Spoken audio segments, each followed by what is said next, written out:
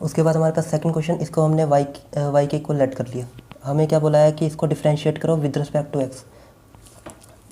Differentiate with respect to x मतलब d by d x. अगर हमें differentiate with respect to t बोला होता तो डी बाई डी टी लिखते। अगर differentiate with respect to p बोला होता डी बाई डी पी लिखते। अब हमें differentiate with respect to x बोला है तो डी बाई डी एक्स लिखेंगे। अब इस तरफ भी डी बाई डी एक्स, इस तरफ भी डी बाई डी एक्स, इस तरफ डी बाई डी एक्स लिखा, तो यहाँ पे किसके आगे डी बाई डी एक्स लिखेंगे, वाई के आगे। तो differentiate y with respect to x,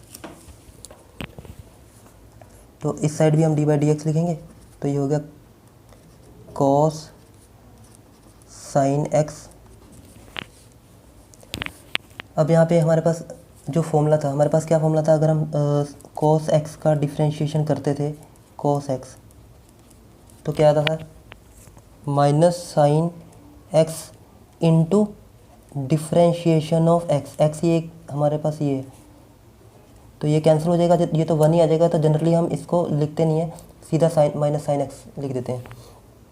अब यहाँ पे लेकिन एक्स है। अब यहाँ पे हम देखते हैं, अभी इस टाइम इसको हम एक्स मान के चलते हैं पूरे को, कॉस के साथ ये एक्स, जैसे ये कॉस के साथ ये एक्स था वैसे कॉस के साथ ये पूरा एक्स।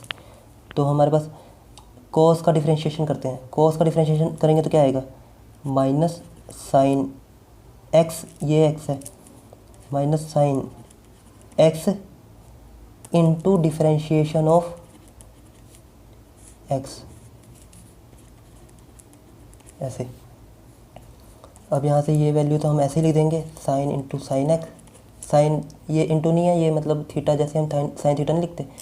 तो अब साइन, अब इसका डिफ्रेंशिएशन करके साइन एक्स का, साइन एक्स का डिफ्रेंशिएशन क्या होता है, cos x into differentiation of x. X का तो 1 ही आ जाएगा, तो इसलिए हमारा आंसर आ गया minus sine x into cos x. तो यहाँ से हमारे पास d y by d x कितना आ गया, minus sine x into cos x.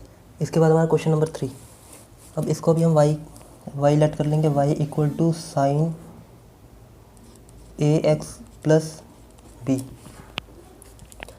अब यहाँ पे इस साइड भी हम d by d x differentiate with respect to x में बोला हुआ है, तो यहाँ पे एक्स जो वेरिएबल यहाँ पे होगा वही यहाँ पे आएगा। अब यहाँ पे भी इस साइड हमने y के साथ डी बाई डी एक्स लगाया, तो इस साइड भी हम डी बाई डी एक्स लगाएंगे।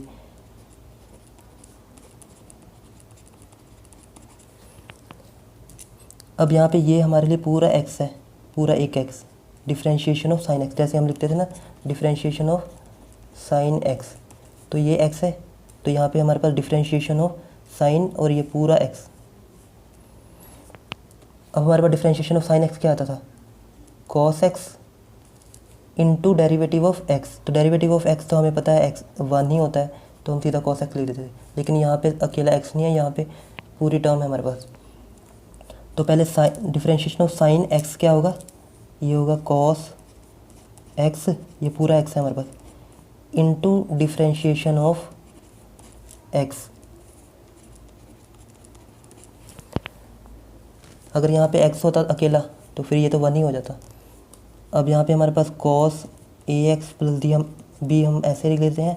अब यहाँ पे इन दोनों का डिफ्रेंशिएशन अलग अलग होगा, डी बाई डी एक्स किसका, ए एक्स का, plus D by d x किसका, बी का। तो यहाँ से हमारे पास ए है, ए तो आगे आ जाएगा, ये वैल्यू ऐसे लिख देते हैं पहले। अब यहाँ से हमारे पास ए कांस्टेंट है, ए कांस्टेंट है, ए बाहर आ जाएगा। हमें कैसे पता चलेगा कि ए कांस्टेंट है, तो यहाँ पे एक्स है तो ये एक्स वेरिएबल है। अगर यहाँ पे ए होता तो ए, हम इसको देख के डिसाइड करेंगे कि ये ए कांस्टेंट है या नहीं। अगर इन दोनों में से हम वेरिएबल चेक इसको देख के कर सकते हैं। यहाँ पे एक्स है तो ये एक्स वेरिएबल है, ए को बाहर निकाल सकते हैं। तो हमारे पास क्या आ गया, D x by d x, और यहाँ पे कांस्टेंट बी भी कांस्टेंट है, तो ये 0 हो गया। हमें कैसे पता चलेगा बी कांस्टेंट है, क्योंकि यहाँ पे एक्स है, तो अगर यहाँ पे एक्स होता तो वेरिएबल होता, या तो फिर वाई, क्योंकि हमने वाई लट किया है। अब ये बी कांस्टेंट है, यहाँ पे एक्स और वाई को छोड़ के बाकी सारे यहाँ पे कांस्टेंट है। अब यहाँ पे हमारे पास कोस ए एक्स प्लस बी, और ये आ गया ए, इसको तो हम कैंसिल करेंगे 1 प्लस 0। अभी हम स्टार्टिंग में एक एक स्टेप कर रहे हैं, उसके बाद हम जब हमें समझ में आ जाएगा तो हम सीधा जैसे जैसे आप क्वेश्चन करते जाओगे वैसे वैसे आपको पता चलता जाएगा कि ये एक्स्ट्रा स्टेप जो एलिमिनेट करने हैं वो कैसे करने हैं। तो ये होगा cos a x plus B हमारे पास यहाँ से आ गया, और ये ए इंटू ए, तो आंसर आ गया a cos a x plus b. क्या फाइंड किया हमने? D y by d x. Next question हमारा ये सीकेंड और ब्रैकेट में tan रूट एक्स। अब इसको भी हम y के इक्वल रख देते हैं, सीकेंड tan रूट एक्स। हमें क्या बोला है? Differentiate y with respect to x। तो मतलब हमने y को डिफ्रेंशिएट करना with respect to x।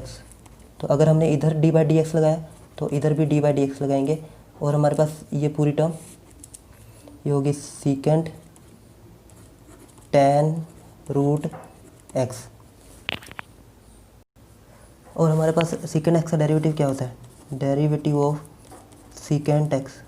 सीकेंड x का डेरिवेटिव होता है सीकेंड x tan x into derivative of x. X यहाँ पे क्या है? ये, तो ये तो 1 ही हो जाएगा, तो फिर जनरली हम इसको सीधा ये अकेला ये लिखते हैं सीकेंड एक्स tan एक्स। लेकिन इस केस में यहाँ पे हमारे पास एक्स ही अकेला नहीं है। अब इसको कैसे करेंगे? सबसे पहले सीकेंड एक्स, इसको एक्स मान लो पूरे को, ये अभी हमारे लिए पूरा एक्स है, तो ये क्या होगा? Differentiation of सीकेंड x. Differentiation of सीकेंड x क्या था? सीकेंड एक्स tan एक्स। तो क्या होगा? सीकेंड एक्स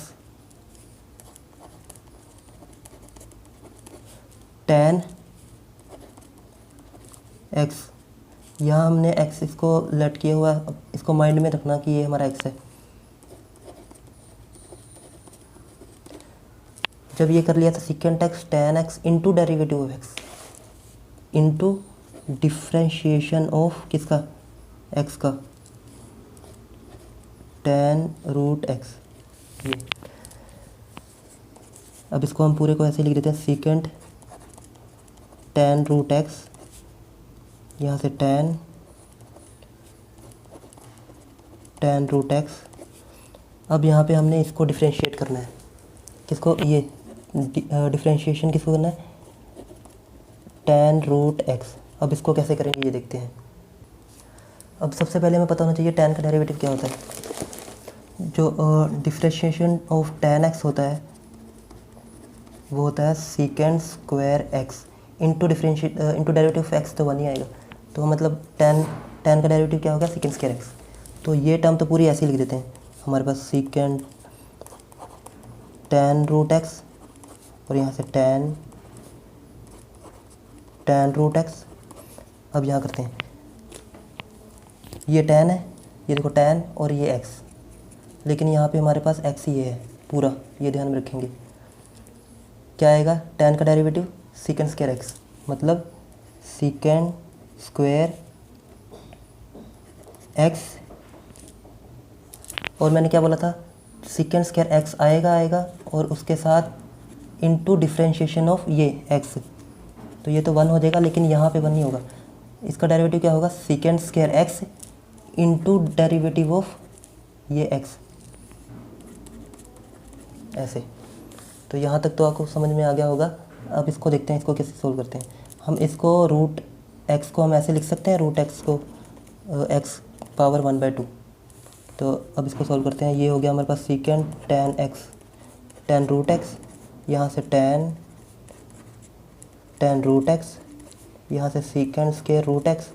अब इसको लिख सकते हैं d by d x x raise to power 1/2। अब इसको फिर से ऐसे लिख देते हैं, secant tan root x tan root x, यहाँ से सीकेंड स्क्वायर रूट एक्स। अब इसको कैसे करेंगे इसको? अब हमने पहले फॉर्मूला किया हुआ है कि अगर हमारे पास differentiation of x raise to power n करते हैं, ये x की पावर n है, तो हम क्या करते हैं? n आगे आता है n x n-1 into derivative of x, मतलब n आगे आ जाएगा n x n-1। यहाँ पे भी देखो, फिर ये x की पावर n, ये पूरा n है, ये तो आगे आ जाएगा n x, ये देखो n x, ये देखो ये n आगे आएगा n x n-1 into differentiation of x, ये x है ना। अब यहाँ से ये सब टर्म तो ऐसी रहेगी। अब इसको सॉल्व करेंगे तो क्या आएगा, यहाँ से हमारे पास आएगा 1/2। अब 1/2 - 1, तो यहाँ से 1 - 2/2, यहाँ से -1/2। तो ये सॉल्व करके कितना आएगा, x⁻⁻ -1/2, ये तो 1 ही हो जाएगा। तो ये पूरा लिख देते हैं, secant tan√x tan√x secant square √x, और ये इतना आ गया ये सॉल्व करके। अब इसको आगे लिख देते हैं, सीकेंट tan√x